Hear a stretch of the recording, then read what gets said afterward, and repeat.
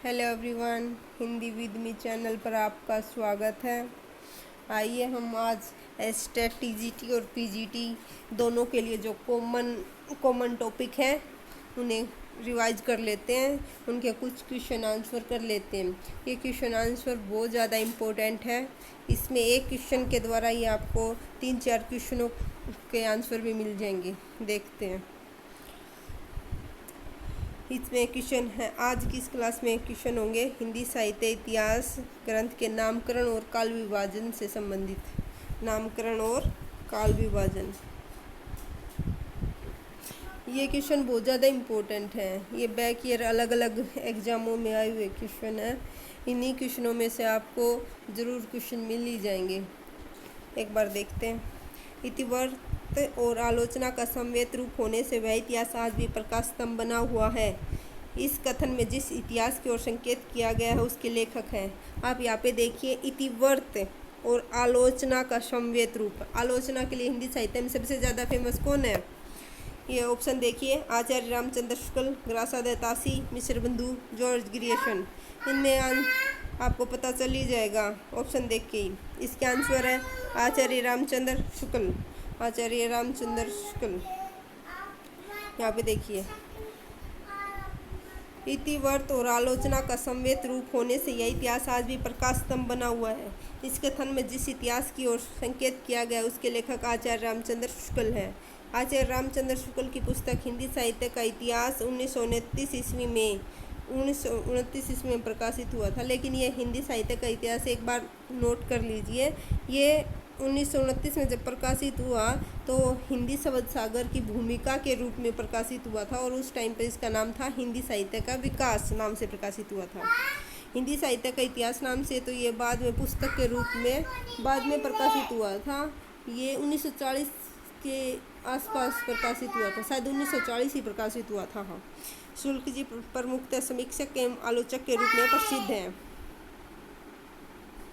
हिंदी साहित्य इतिहास में आदिकाल के लिए आधार काल नाम दिया है। आधार काल किस किसने दिया? आधार काल नाम 2 लोगों ने दिया है। और आप एक बार ऑप्शन देखिए, डॉक्टर रामशंकर शुक्ल रसाल ने, डॉक्टर श्याम सुंदर दास ने, चंद्रधर शर्मा गुलेरी ने, डॉक्टर मोहन अवस्थी ने। इसका ऑप्शन होगा डॉक्टर मोहन अवस्थी ने। और एक और है जिसने आधार काल नाम दिया है। आधार काल किसने दिया है? डॉक्टर मोहन अवस्थी ने और सुमन राजे ने। देखिए यहाँ पे आदिकाल से रिलेटेड आदिकाल का नामकरण अलग अलग विद्वानों ने अलग अलग दिया है। उनका पूरा विवरण यहाँ पे है। यहाँ पे देखो एक बार, आधार काल नाम दिया है डॉक्टर मोहन अवस्थी ने और सुमन राजे ने, दोनों ने दिया है।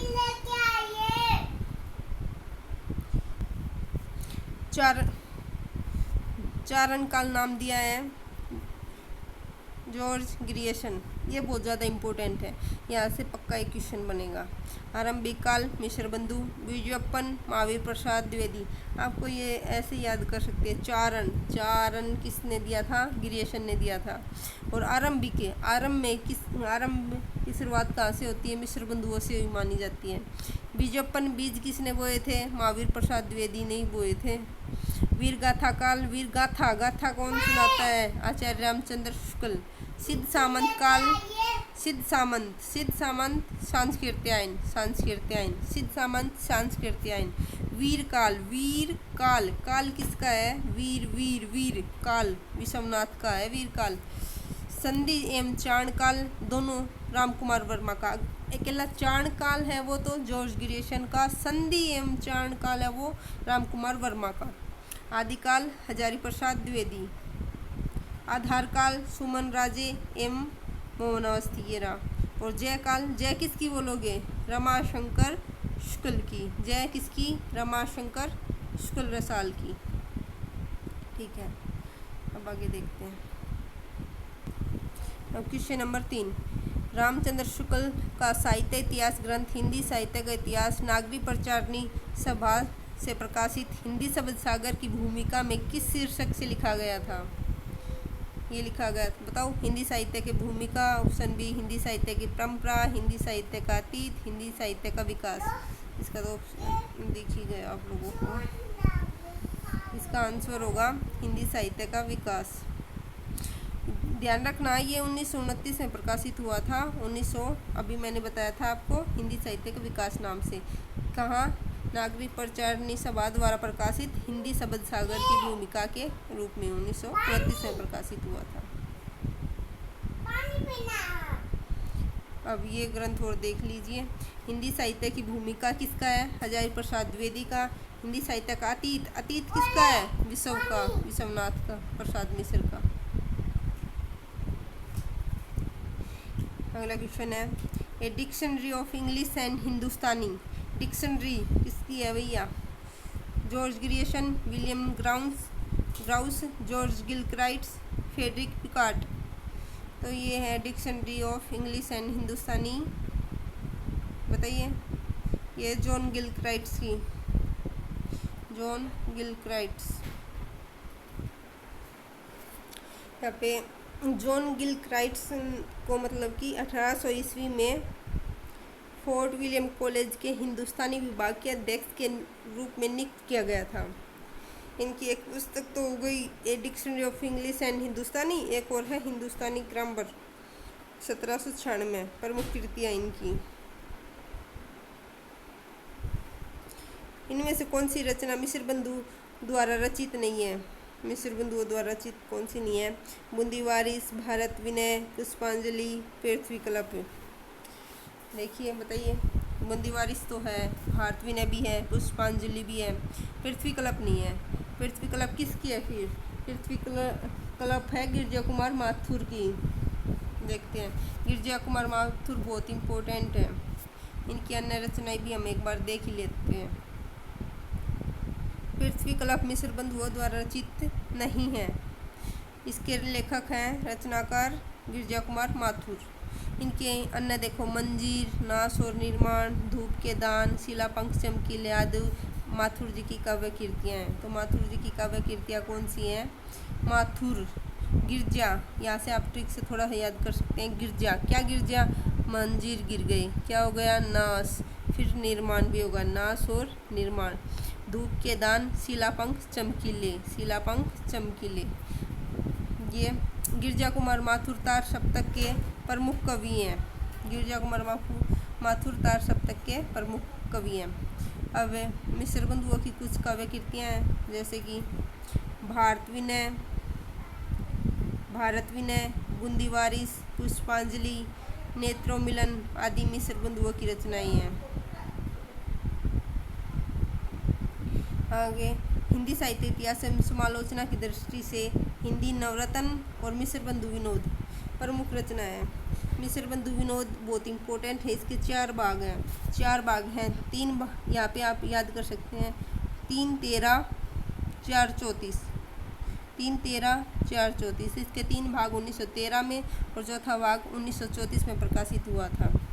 इसमें 5000 के लगभग कवि एवं लेखकों का परिचयात्मक उल्लेख है। किसमें? मिस्र बंधु विनोद में 5000। टोटल तो इसके 4591 है, लेकिन हम इनको लगभग 5000 ही बोल देते हैं। अब देखते हैं, एशियाटिक सोसाइटी ऑफ बंगाल की पत्रिका के विशेषांक के रूप में निकलने वाला हिंदी साहित्य का इतिहास कौन सा है? Option A, the modern vernacular literature of Hindustan. Option B, the sketch of Hindi literature.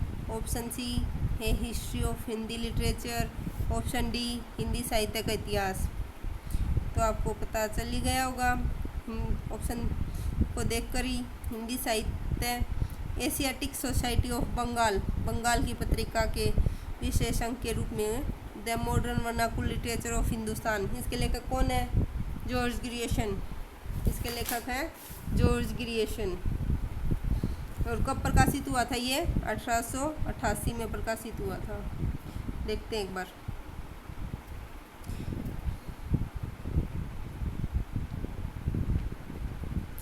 Asiatic society of Bengal की पत्रिका के विशेष अंक के रूप में निकलने वाला हिंदी साहित्य का इतिहास the modern vernacular literature of Hindustan 1888 है। The modern vernacular literature of Hindustan नामक इतिहास ग्रंथ के लेखक जॉर्ज ग्रियर्सन है। ग्रियर्सन ने अपने ग्रंथ में 952 कवियों को शामिल किया है। डॉक्टर किशोरी लाल गुप्त ने the modern vernacular literature of Hindustan का हिंदी साहित्य का प्रथम इतिहास शीर्षक से हिंदी भाषा में अनुवाद किया। इसका प्रकाशन है 1957। इसका प्रकाशन वर्ष है 1957। इसका ये इम्पोर्टेंट क्वेश्चन है यहाँ पर, किसका हिंदी अनुवाद किसने किया? किशोरी लाल गुप्त ने। कब किया? 1957 में। किस नाम से? हिंदी साहित्य का प्रथम इतिहास नाम से किया है। अगला क्वेश्चन, हिंदी काव्य धारा के संग्रहकर्ता साहित्यकार का नाम। ये अभी हम पीछे देख के आई हैं। हिंदी काव्य धारा के संग्रहकर्ता कौन है? ऑप्शन ए महामहोपाध्याय हरप्रसाद शास्त्री, 2 महापंडित राहुल सांस्कृत्यायन, 3 डॉक्टर शहीदुल्लाह, 4 प्रबोध चंद्र बागची। इसके ऑप्शन होगा महापंडित राहुल सांस्कृत्यायन। ये आप देखिए, राहुल सांस्कृत्यायन को यात्रा साहित्य का पितामह कहा जाता है। इनकी प्रमुख रचना, ये इम्पोर्टेंट है, राहुल सांस्कृत्यायन बहुत इम्पोर्टेंट है। इनकी प्रमुख यात्रा साहित्य है मेरी लद्दाख यात्रा, मेरी तिब्बत यात्रा, किन्नर देश में, चीन में क्या देखा, रूस में 25 मास। ये बहुत इम्पोर्टेंट है, इनको एक बार आप देख लेना या नोट कर लेना। क्वेश्चन 8, इनमें से किसने अपने हिंदी साहित्य इतिहास में आदिकाल को संधि एवं चाणकाल का नाम 2 उपशिष्टकों में विभाजित किया? ये अभी आपने देखा है, इसका जवाब आप दीजिए। संधि एवं चाणकाल, अकेला चाणकाल तो किसने दिया था? अभी मैंने बोला था, चाणकाल तो दिया है ग्रियेशन ने। अकेला चाणकाल आए तब ग्रियेशन। और अकेला, और जब संधि प्लस हो जाए तो संधि एवं चाणकाल रामकुमार वर्मा ने दिया है। ये देखिए, रामकुमार वर्मा ने अपने हिंदी साहित्य इतिहास में आदिकाल को संधि एवं चाणकाल नाम से 2 उपशिष्टकों में विभाजित किया है। डॉक्टर रामकुमार वर्मा को आधुनिक हिंदी एकांकी का जनक भी माना जाता है। इम्पोर्टेंट, आधुनिक हिंदी एकांकी का जनक कौन है? रामकुमार वर्मा। और देख लीजिए एक बार फिर से नामकरण, चाणकाल डॉक्टर ग्रियेशन, जॉर्ज ग्रियेशन। वीर गाथा कौन गाएंगे? आचार्य रामचंद्र शुक्ल। आधार सुमन राजे और मोहन अवस्थी। सिद्ध सामंत कौन है? राहुल सांस्कृत्यायन। ऐसे बार बार रिवाइज करोगे तब आपको याद अच्छे से हो जाएंगे। अगला क्वेश्चन है, हिंदी साहित्य का वैज्ञानिक इतिहास। वैज्ञानिक किसका है? नामवर सिंह, रामस्वरूप चतुर्वेदी, रामकुमार वर्मा या ऑप्शन डी गणपति चंद्र गुप्त। तो वैज्ञानिक इतिहास किसका है? गणपति चंद्र गुप्त का। हिंदी साहित्य का वैज्ञानिक इतिहास 2 भाग में, इसके लेखक है गणपति चंद्र गुप्त। अभी रामस्वरूप चतुर्वेदी की पुस्तक क्या है? हिंदी साहित्य एवं संवेदना का विकास। संवेदना किससे संबंधित है? रामस्वरूप चतुर्वेदी से संवेदना, हिंदी साहित्य और संवेदना का विकास, 1986 में। डॉक्टर रामकुमार वर्मा ने हिंदी साहित्य का आलोचनात्मक इतिहास 1838 में प्रसिद्ध इतिहास ग्रंथ की रचना की। हिंदी साहित्य का आलोचनात्मक इतिहास, आलोचना में किसकी नहीं करनी चाहिए? राम की। तो इसके लेखक है रामकुमार वर्मा। नामवर सिंह ने आधुनिक हिंदी प्रवृत्तियाँ, दूसरी परंपरा की खोज एवं आलोक के मुख में जैसी महत्वपूर्ण काव्य कृतियों की रचना की है। ये नामवर सिंह की भी इम्पोर्टेंट है। नामवर सिंह ने आधुनिक हिंदी साहित्य की प्रवृत्तियाँ, दूसरी परंपरा की खोज, आलोक के मुख में, ये इम्पोर्टेंट है। आधुनिक हिंदी साहित्य की प्रवृत्तियाँ, काव्य कृतियों की रचना की है। जॉर्ज ग्रियेशन की तो हम पहले ही देख चुके हैं। जॉर्ज ग्रियेशन को सच्चे अर्थों में हिंदी साहित्य का पहला इतिहास ग्रंथ माना जाता है। इसके ग्रंथ को the modern vernacular literature of Hindustan को। वैसे अगर सिंपल अर्थों में हमसे पूछ लिया जाए हिंदी साहित्य का प्रथम ग्रंथ तो वहाँ पे आएगा तासी का नाम, लेकिन इसका सच्चे अर्थों में पूछे तो ग्रियेशन का नाम आएगा। वैसे तासी का अर्थ आएगा। पहला सीधा पूछे ना, सच्चे अर्थों में ना पूछे तो तासी आएगा। अगला क्वेश्चन है, हिंदी साहित्य का वृत्त इतिहास, इस इतिहास ग्रंथ का प्रकाशन किया था, इसका तो पता ही होगा आपको, 16 भागों में किया था। किसने किया था? 16 खंडों में हो चुका है प्रकाशन। वृत्त इतिहास, नागरिक प्रचारणी सभा काशी ने। ये देखिए 16 खंडों में प्रकाशित हो चुका है ये। हिंदी साहित्य इतिहास लेखन का सबसे पहला प्रयास, ये रहा सबसे पहला प्रयास, फ्रेंच विद्वान तासी ने किया था। इनकी पुस्तक का नाम है इतवार दाला लिटरेचर एंड द हिंदुस्तानी, इतवार दाला literature and the Hindustani. Graduation की है the modern vernacular literature of Hindustan. ये सच्चे अर्थों में हिंदी साहित्य इतिहास का पहला ग्रंथ है, और वैसे सिंपल अर्थों में सबसे पहला प्रयास किया था फ्रेंच ने। तो अगर बिल्कुल ये पूछे कि हिंदी साहित्य का पहला प्रयास किसने किया, तो तासी ने किया। उनकी पुस्तक है इतवार दाल लिटरेचर एंड द हिंदुस्तानी। और सच्चे अर्थों में ग्रेजुएशन अपने इतिहास ग्रंथ में 952 कवियों को शामिल किए है।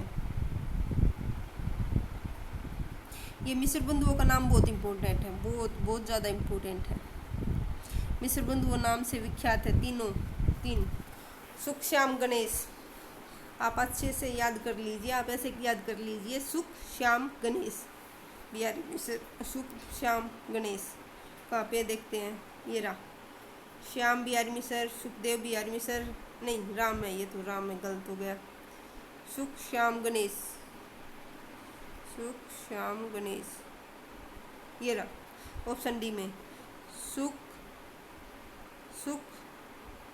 ये रहा सुख श्याम गणेश बिहारी मिस्र।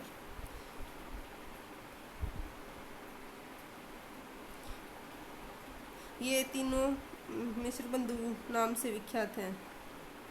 अभी मैंने आपको बताया था मिस्र बंधुओं की रचना, मिस्र बंधु विनोद 1910 में प्रकाशित हुआ था। ये नहीं, मिस्र बंधु विनोद के 4 भाग हैं।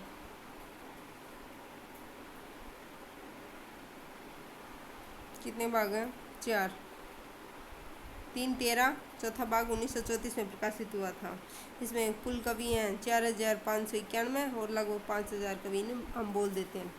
मिस्र बंधुओं ने, एक मिनट, मिस्र बंधुओं ने रीतिकाल को क्या नाम दिया है? रीतिकाल को नाम दिया है अलंकृत काल। अब नीचे और कुछ नाम देख लेते हैं, है क्या? नहीं है, नहीं है। ये देखिए मिस्र बंधुओं ने रीतिकाल को अलंकृत काल नाम दिया। आचार्य रामचंद्र शुक्ल ने रीति ग्रंथों की प्रचुरता के कारण रीतिकाल नाम दिया। किसने दिया? आचार्य रामचंद्र शुक्ल ने। विश्वनाथ ने श्रृंगार काल, श्रृंगार किसका होता है? पूरे विश्व का, विश्वनाथ। रमाशंकर शुक्ल रसाल ने कला काल की संज्ञा प्रदान की। सामान्यतः 17वीं शताब्दी के मध्य से ये रीतिकाल की अवधि बताइए। यहाँ पे रीतिकाल की अवधि क्या है? 17वीं शताब्दी से 19वीं शताब्दी के मध्य तक मानी जाती है रीतिकाल की अवधि।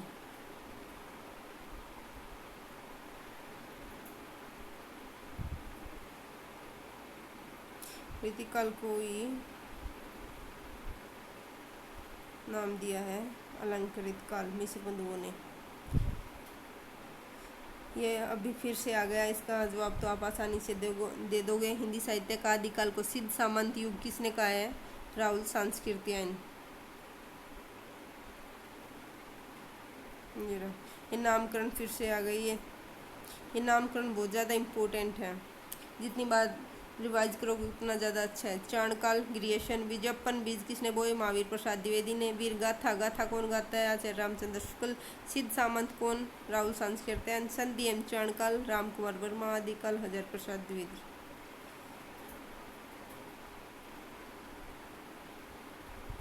हिंदी साहित्य और संवेदना, संवेदना किसकी? अभी बताई थी, रामस्वरूप चतुर्वेदी।